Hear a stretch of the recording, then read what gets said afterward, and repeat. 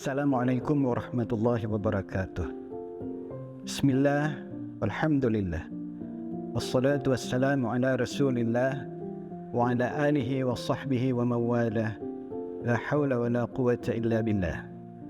Allahumma salli wa sallim wa barik ala sayyidina Muhammadin wa ala alihi wa sahbihi wa sallam. Subhanaka la ilma lana illa ma 'allamtana innaka antal alimul hakim. اللهم ذكرنا ما نسينا وعلمنا ما جهلنا. قال الله تعالى في القرآن الكريم: أعوذ بالله السميع العليم من الشيطان الرجيم. فلما بلغ معه السعي قال يا بني إني أرى في المنام أني أذبحك فانظر ماذا ترى. قال يا أبت افعل ما تؤمر ستجدني إن شاء الله من الصابرين. Sadaqallah, Sadaqa Rasulullah sallallahu alaihi wasallam. Sahabat Inspire yang berbahagia, segala puji bagi Allah. Kita haturkan tak henti-hentinya setiap hari dalam kehidupan kita. Salawat dan salam juga kita haturkan kepada junjungan kita Nabi besar Muhammad sallallahu alaihi wasallam yang telah membawa kita dari alam yang begitu gelap, jahiliyah. Sekarang kita berada di cahayanya Allah Subhanahu wa taala dengan perantara dari Nabi Muhammad sallallahu alaihi wasallam. Sahabat Inspire, tak terasa waktu sudah berjalan hampir setahun. Sekarang kita sudah memasuki awal daripada bulan Zulhijjah. Artinya sebentar lagi, dalam jangka waktu 9 hari lagi, kita akan melaksanakan Idul Qurban atau Idul Adha, yang mana Idul Adha ini tidak lepas dari suri tauladan yang ditunjukkan oleh Nabi Ibrahim alaihissalatu wassalam berserta keluarganya, berserta anak-anaknya, istrinya, yang patut dan harus wajib kita contoh, kita jalankan dalam kehidupan kita sehari-hari. Seperti firman yang di awal kami bacakan, yang artinya adalah, maka ketika anak itu sampai pada umur yang sanggup berusaha bersamanya, berkata, wahai anakku, sesungguhnya aku bermimpi bahwa aku menyembelihmu. Maka pikirkanlah bagaimana pendapatmu. Dan dia Ismail menjawab, wahai ayahku, lakukanlah apa yang diperintahkan oleh Allah Subhanahu wa taala kepadamu. InsyaAllah engkau akan mendapatkanku termasuk orang-orang yang sabar. Sahabat Inspire yang dimuliakan Allah Subhanahu wa taala, kalau kita melihat Nabi Ibrahim alaihissalam berhasil menanamkan keimanan, rasa cinta keluarganya kepada Allah Subhanahu wa taala. Bagaimana seorang Nabi Ibrahim yang telah berumur lebih daripada 100 tahun, yang sudah lama tidak bertemu dengan anak yang disayanginya, namun ketika sudah bertemu, Allah uji imannya untuk menyembelih anaknya, dan tanpa ragu beliau membicarakannya kepada anaknya.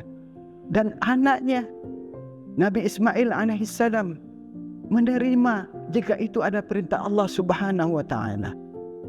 Nah, yang patut dan harus kita ambil pelajaran dari hal ini adalah bagaimana dengan kita?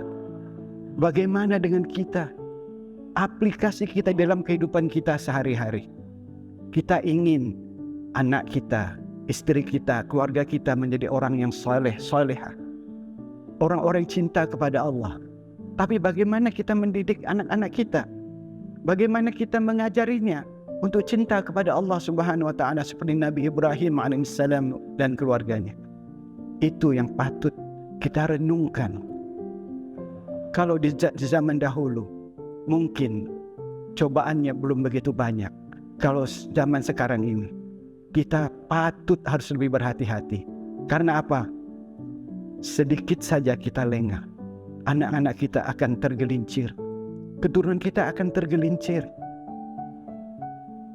Bahaya narkotika, bahaya minum-minuman keras, yang sangat sekarang ini yang sangat paling berbahaya pada bahaya LGBT yang sudah sampai masuk ke sekolah dasar. Kalau kita tidak pinter-pinter bagaimana kita menjaga anak keturunan kita, maka bahaya-bahaya tersebut siap mengancam kita. Nabi Ibrahim alaihi salatu wassalam mengajarkan sebuah doa yang harus kita ajarkan kepada keluarga kita. Doanya pendek sekali. Apa doa Nabi Ibrahim? Rabbi ja'alni muqimas shalah wa min dzurriyyati rabbana wa taqabbal doa. Ya Tuhanku, ya Allah, jadikanlah aku dan anak keturunanku menjadi orang-orang yang selalu menjalankan salat, orang-orang yang mendirikan salat. Sahabat inspiring yang dimuliakan Allah Subhanahu wa taala. Kita ingin keluarga kita, anak-anak kita selalu menjalankan perintah Allah. Ingin keluarga kita, anak-anak kita menjauhi segala larangan Allah. Tapi apakah kita sendiri sudah menjaga diri kita untuk selalu menjalankan perintah Allah, untuk selalu menjauhi larangan Allah? Perlu kita pertanyakan di dalam diri kita. Perlu kita fikirkan di dalam kehidupan kita sehari-hari. Apakah itu sudah kita laksanakan? Apakah itu sudah menjadi hal yang setiap hari harus kita lakukan? Renungkanlah. Karena apa? Begitu banyak hamba-hamba Allah yang berada di dalam kubur, ingin kembali ke dunia ini. Hanya untuk apa? Hanya untuk salat, hanya untuk bersedekah, hanya untuk melakukan segala kebajikan. Tapi mereka sudah tidak punya kesempatan lagi. Sementara kita yang masih hidup ini, Allah masih berikan kesempatan kepada kita untuk bisa memperbaiki kehidupan kita, untuk bisa memperbaiki keluarga kita. Maka jagalah diri kita. Allah berfirman, Ya ayyuhalladzina amanu qu anfusakum wa ahlikum nar. Wahai orang-orang yang beriman, jagalah dirimu dan keluargamu daripada api neraka. Karena apa?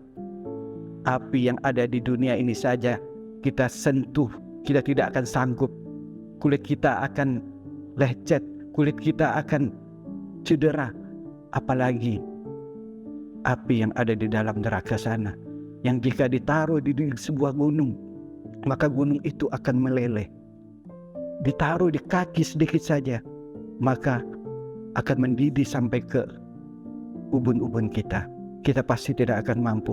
Untuk itu, mari kita jaga diri kita, mari kita jaga keluarga kita untuk selalu dalam ketaatan kepada Allah Subhanahu wa taala.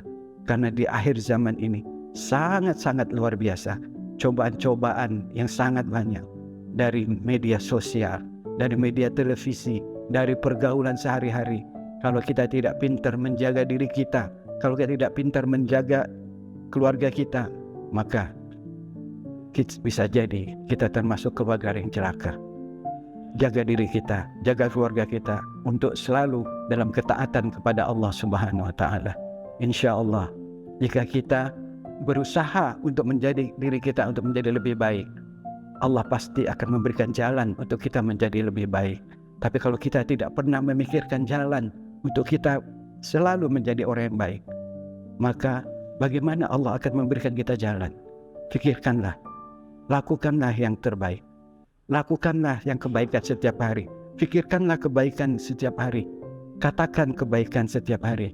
Insya Allah yang akan kembali kepada kita adalah energi-energi yang baik, hal-hal yang baik, dan itulah yang akan menyelamatkan hidup kita dunia dan hidup kita di akhirat kelak. Itu saja yang dapat saya sampaikan. Mudah-mudahan itu bermanfaat bagi kita semua, bagi saya dan bagi Anda sekalian. PT Inspiri Indonesia Konsultan mengucapkan selamat Hari Raya Idul Adha 1444 Hijriah. Selamat berkurban. Semoga Allah meridhai kita semua dan kita akan menjadi hamba yang bertakwa. Assalamualaikum warahmatullahi wabarakatuh.